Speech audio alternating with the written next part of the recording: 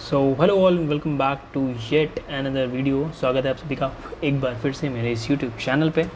और जैसा कि आप सभी जानते हैं, हम लोग डीप लर्निंग की प्लेलिस्ट में आज अपने नेक्स्ट वीडियो के बारे में बात करेंगे, नेक्स्ट टॉपिक के बारे में बात करने वाले होंगे।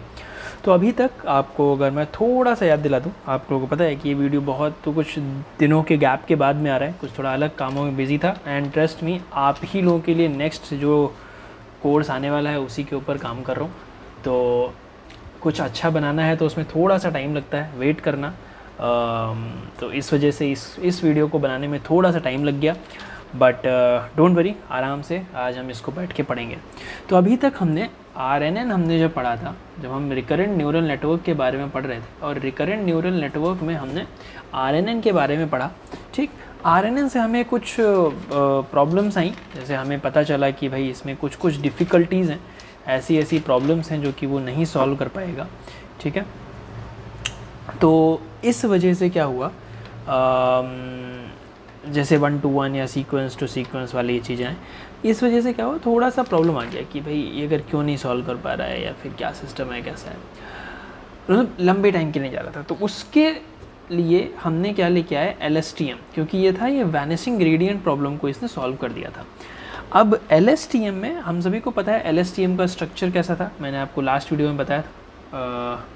अगर मैं आपके सामने वो खोलूँ LSTM वाला ये टॉपिक, इसमें आप नोट्स जो हैं वो टेलीग्राम पे दिख जाएंगे, तो ऐसा मत सोचना कि ये मेरे पास ही नोट्स हैं ऐसा कुछ ऐसा।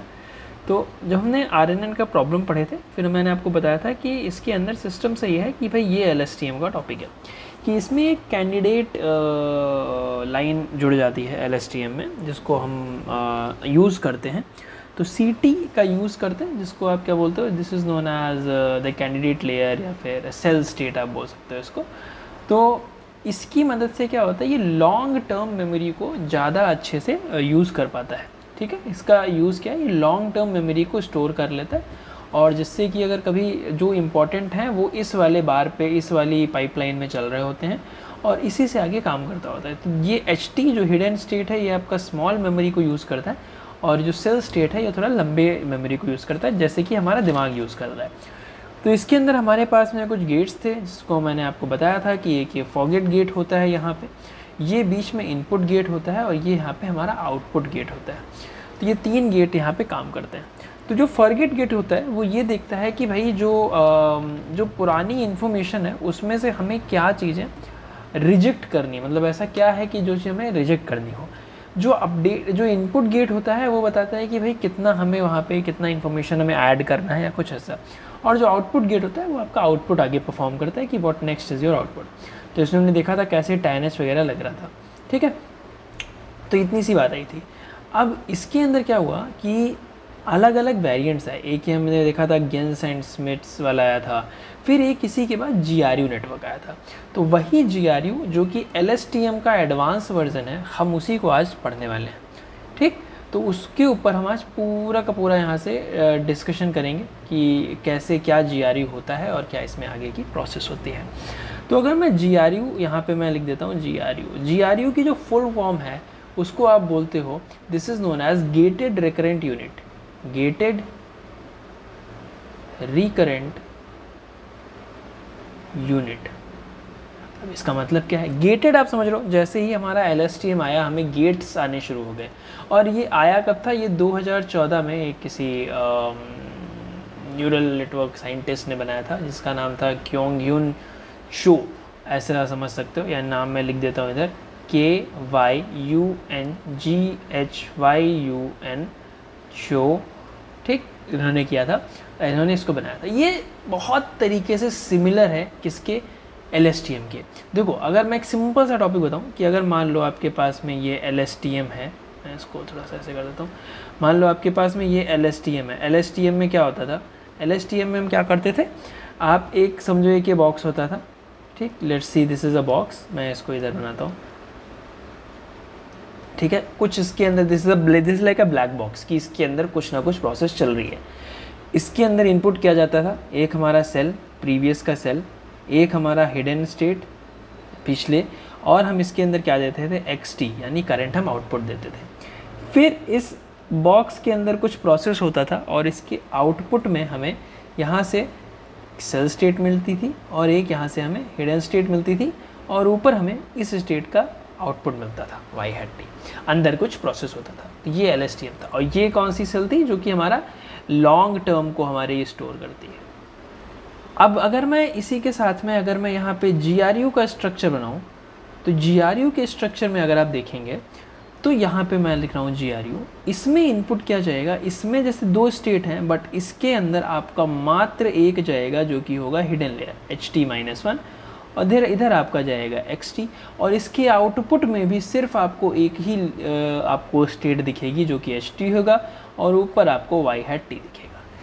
तो ये होता है। तो यानी यहाँ पे जिस जगह पे आपको यहाँ पे 2 इनपुट और आपको 2 आउटपुट मिल रहे थे, इस केस में सिर्फ एक इनपुट एक हिडन लेयर, यानी कि ये क्या करता है, ये सिर्फ इसके अंदर हिडन लेयर है। तो यानी कि इसका स्ट्रक्चर जो है वो बहुत ही फास्ट हो जाएगा या फिर बहुत ही सिंपलर हो जाएगा।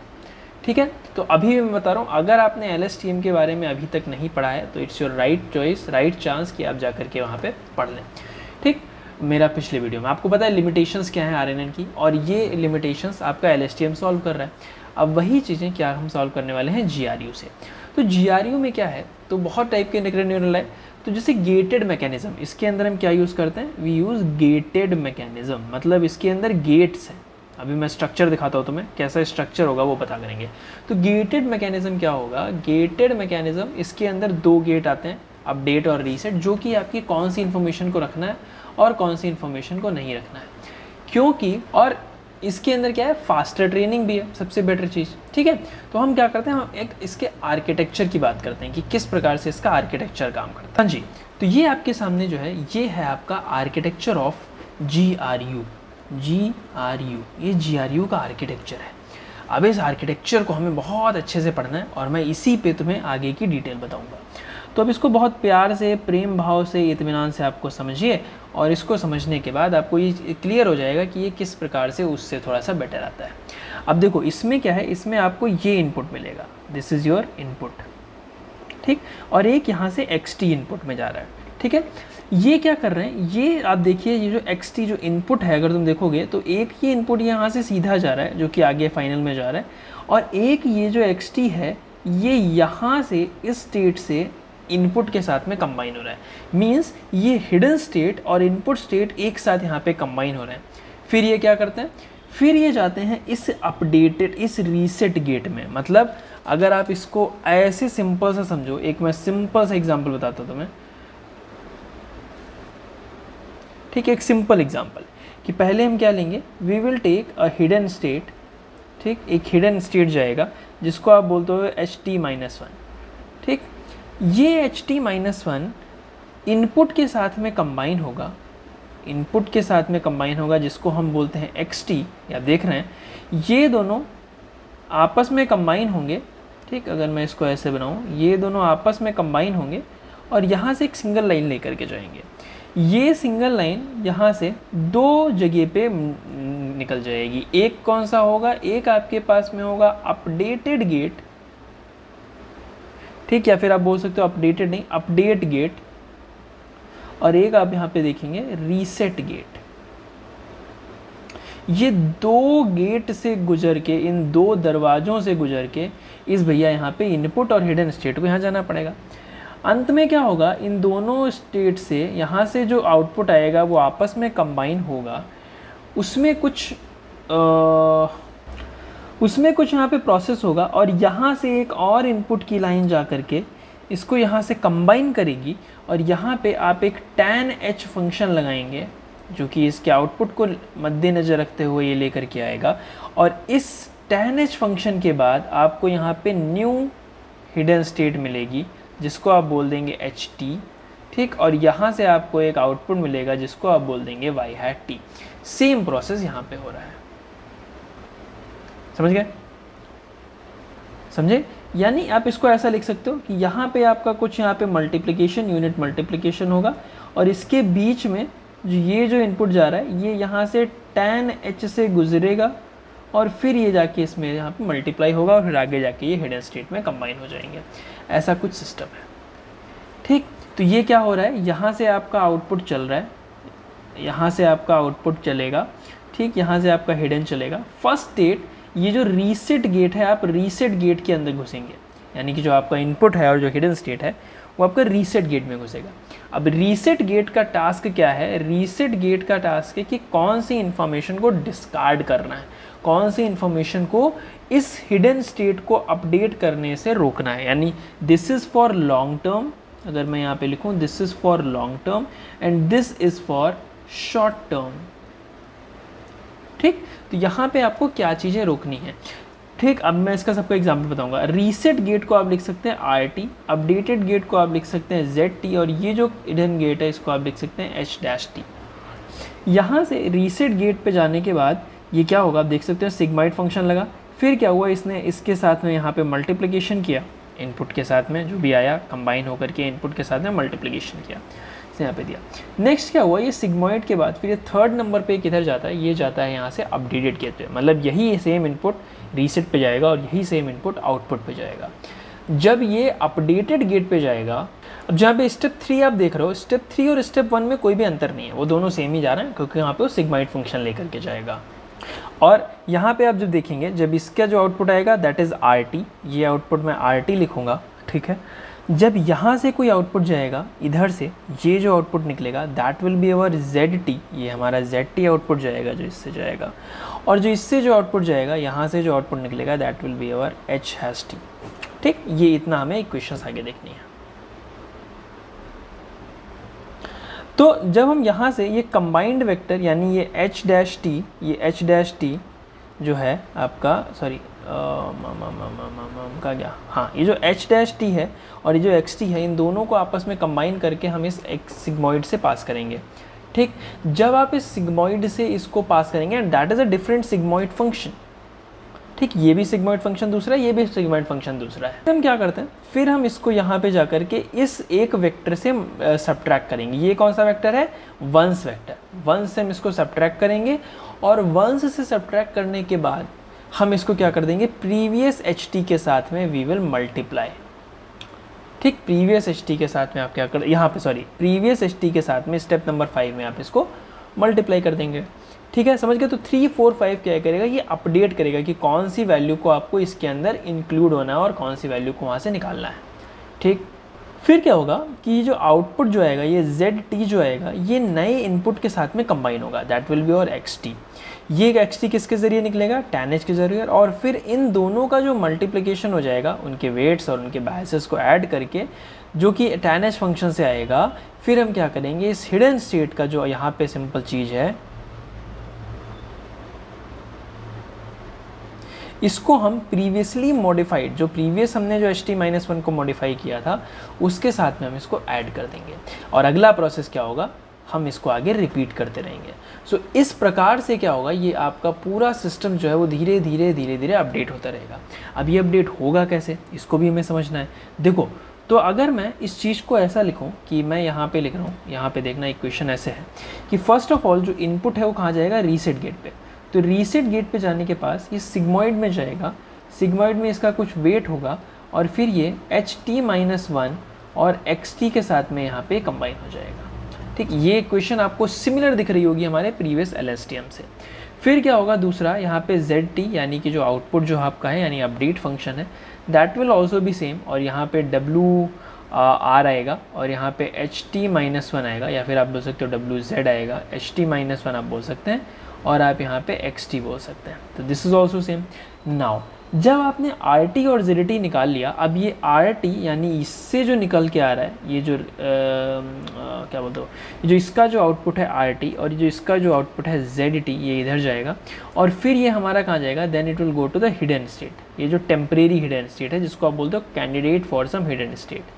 तो H-T में जाएगा, जो कि क्या करेगा, एक tan H फंक्शन में इन सारी चीज़ों को कंबाइन करेगा। किसको किसको, W डॉट किसको कंबाइन करेगा, RT, जो RT आपका है यानी वो है, इनटू HT-1, और इसको आप क्या करेंगे, XT के साथ में यहाँ पे ले लेंगे। ठीक, देन फिर क्या होगा, ये जो HT है यानी जो फाइनल हिडन स्टेट है, ये हमारा कैसे आएगा, इसको आप 1 - ZT करेंगे, जो आप यहाँ पे कर रहे हैं 1 - ZT, फिर इसको आप मल्टीप्लाई कर देंगे किसके साथ में, HT-1 plus Z T into H dash T, और यहाँ से आपको एच टी मिल जाएगा। इतना सा सिंपल सा टॉपिक है, ठीक है। तो ये गेटेड रिकरेंट नहीं हो जाता। अब इसके एडवांटेजेस और डिसएडवांटेजेस एक बार देख लेते हैं। अगर मैं यहाँ पे इसके आपको एडवांटेजेस घुसाने चलूँ तो एडवांटेजेस क्या है, सबसे पहला क्या है, एक तो आपका इसमें फास्टर ट्रेनिंग होती है, ठीक, you will get faster training, ठीक। ये क्या होता है, ये सीक्वेंशियल टास्क जो होते हैं ना, सीक्वेंशियल टास्क, उनके लिए ये सबसे बेहतरीन चीज़ होती है, ठीक। ये क्या करता है, किसी चीज़ को रिमेंबर या फॉरगेट करने में बहुत आसान रहता है। तीसरा, इसमें ग्रेडियंट प्रॉब्लम कम होती है, लेस ग्रेडियंट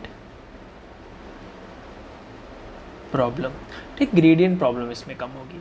सिमिलरली अगर मैं यहाँ पे इसके डिसएडवांटेजेस लिखूँ, if I will write disadvantages, ठीक, ओके, एक काम करते हैं, इस पूरे को उठा के नीचे कर लेते हैं, ठीक। अगर मैं यहाँ पे डिसएडवांटेजेस लिखूँ यहाँ पे, तो डिसएडवांटेजेस क्या है, क्योंकि जो इसके अंदर है ये गेटिंग सिस्टम बहुत ही इजी है, ठीक है। तो सिंपल गेटिंग सिस्टम है, सिंपल गेटिंग सिस्टम इस मीन्स सिंपल गेटिंग मैकेनिज्म बोल सकते हो, यानी इसको हम क्या बोल सकते हैं, लेस पावरफुल, लेस पावरफुल। तो पावरफुल ये कम होगा एज कंपैरिजन टू LSTM। दूसरा, ठीक, ये ओवरफिट कर सकता है, क्योंकि सिंपल आर्किटेक्चर है, तो LSTM और GRU आर्किटेक्चर ये दोनों ही क्या हैं, ये ओवरफिटिंग के शिकार हो सकते हैं। तो इसलिए इसमें हाइपर पैरामीटर ट्यूनिंग की बहुत ज़्यादा ज़रूरत है, ठीक है। तो अगर आपने 10 टू ओवरफिटिंग, ठीक, अगर आपने हाइपर पैरामीटर ट्यूनिंग अच्छे से नहीं करी तो फिर आप इसमें प्रॉब्लम में आ जाएंगे, ठीक। बेसिकली इतनी से ये 2-3 हमारे इसमें है। एप्लीकेशन क्या है इसके, आप इसको नेचुरल लैंग्वेज प्रोसेसिंग में यूज़ कर सकते हैं, चैटबॉट्स में यूज़ करते हैं, स्पीच रिकग्निशन में यूज़ कर सकते हैं, आप इसको टाइम सीरीज़ फोरकास्टिंग में ऐड कर सकते हैं, आपको एनोमली डिटेक्शन में यूज़ कर सकते हैं, और इस प्रकार से आप इसका आगे आगे यूज़ कर सकते हैं। तो अगर मैं इसको सिंपल से एक समराइज़ करूँ, ठीक है, अगर मैं इस चीज़ को समराइज़ करूं कि है क्या ये चीज़, तो इसमें क्या है, इसमें हम सिंपल क्या कर रहे हैं, हम what we are updating is, हम अपडेट कर रहे हैं HT-1 को हम HT में लेके जा रहे हैं। और इसके लिए हम किसका यूज़ कर रहे हैं, इसके लिए we are just using update gate to update the info, ठीक, जिसको आप बोल रहे हैं ZT, ठीक। उसके साथ में आप यहाँ पे कैंडिडेट गेट का यूज़ कर रहे हैं, कैंडिडेट गेट, जो कि आपका जो टेम्परेरी H-T है, यानी H-T वो यहाँ पे यूज़र है। और इसके साथ में अगर आपको इन्फॉर्मेशन फॉरगेट करनी है तो आप यहाँ पे फॉरगेट गेट का यूज़ करके आप इसकी इन्फॉर्मेशन को फॉरगेट कर रहे हैं, जिसको आप बोल देते हैं RT। तो ये इतना सिंपल सा यहाँ पे मैकेनिज्म है। इसमें अगर हम इक्वेशंस की बात करें तो इसके अंदर 4 प्रकार की इक्वेशंस यूज़ होती हैं। जो पहली इक्वेशन होगी that is for reset gate, और ये क्या होती है, that will be RT is equal to, जो इसका सिग्मॉइड में जाएगा, plus W of R HT-1 comma XT, जो भी इसका इनपुट है XT, ठीक। सेकेंड, अपडेट गेट में जब आप इसको कर लेके जाएंगे, अपडेट गेट में लेके जाएंगे, तो ये ZT हो जाएगा sigma WZ dot HT-1 comma XT, same, ठीक है, सेम चीज़ वही रहेगी, आप बायस यूज़ कर लेंगे। तीसरा क्या है, ये जो H-T है, जिसको आप टेम्परेरी गेट बोलते हैं, यानी मैं इसको लिख सकता हूँ कि टेम्परेरी हिडन स्टेट, जिसको आप बोलते हैं क्या, T-H। तो इसको आप कैसे लिख सकते हैं, ये क्योंकि यहाँ पे tan H में पास कराएगा, किस किस वैल्यू को tan H में पास कराएगा, एक तो आपका वेट जो होगा, प्लस इसके अलावा जो आपका हिडन, जो आपका रीसेट गेट है, इसको आप हिडन स्टेट के साथ में मल्टीप्लाई करेंगे, और फिर आप क्या करेंगे, आप XT के साथ में इसको मल्टीप्लाई कर लेंगे। देन नंबर 4 विल बी आपका जो फाइनल आपकी हिडन स्टेट है, हिडन स्टेट, इसको आप कैसे लिखते हैं, इसको हम लिखते हैं H ऑफ T, ठीक, this is also H of T। H of T ये क्या होगा, इसमें 1 माइनस आप जो आउटपुट है उसको करेंगे, मल्टीप्लाई करेंगे H of T-1 plus ZT into H-T। तो ये इसमें यहाँ पे 4 इक्वेशंस यूज़ होने वाली हैं जिसका हम यहाँ पे यूज़ करते हैं to get the GRU output. ठीक, तो ये क्या है, बहुत ही सिंपल सा टॉपिक है और बहुत ही सिंपल सा इसका स्ट्रक्चर है। स्ट्रक्चर इज़ वेरी सिंपल कि जिसमें आप बड़े आराम से इसमें प्रेम भाव के साथ चीज़ें बना सकते हैं। और एक छोटा सा टॉपिक था। अब हम क्या करेंगे, हम थोड़ा प्रैक्टिकल करेंगे अपने जितने भी RNN है, LSTM वगैरह, और फिर हम आगे बात करते हैं। तो आज की वीडियो को देखने के लिए अच्छा लगा हो तो लाइक कर देना, अगर कुछ समझ आया हो तो। बाकी हम आपसे मिलूंगा कल, तब तक के लिए bye bye, take care, good night, शब्बा खैर एंड कीप लर्निंग, बाय।